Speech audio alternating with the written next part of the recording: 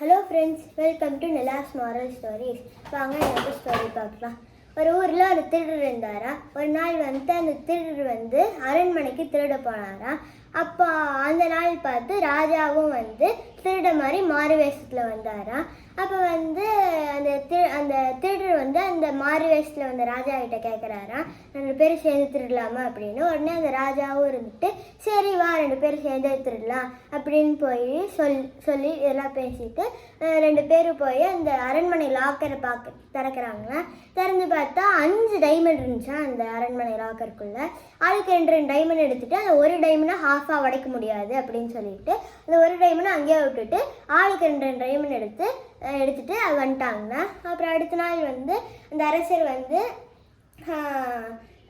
அந்த அரண்மனையில் திருடு போயிருக்கு அப்படின்னு தெரிஞ்சுட்டு அந்த அரசர் எனக்கு என்னென்ன திருடு போயிருக்கு அப்படின்னு பாருங்க அமைச்சர் அப்படிங்கிறாரா.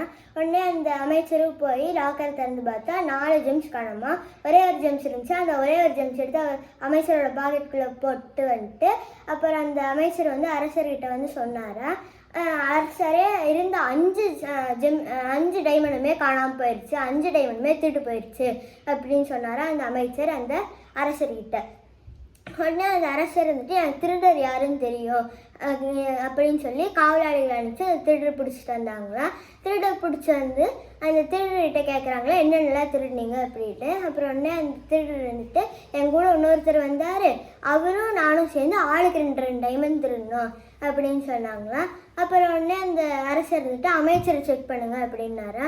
உடனே அமைச்சரை செக் பண்ணால் அமைச்சர்கிட்ட ஒரு டைமண்ட் வந்துச்சா. அப்போ அந்த அரசர் அமைச்சரை ஜெயிலில் போட்டு திருடரை இனிமேல் திருடக்கூடாது அப்படின்னு சொல்லி விட்டுறாங்களாம். So moral of the story என்னென்னா, நம்ம எப்போவுமே எந்த சூழ்நிலையிலுமே யார்கிட்டையும் பொய் சொல்லக்கூடாது.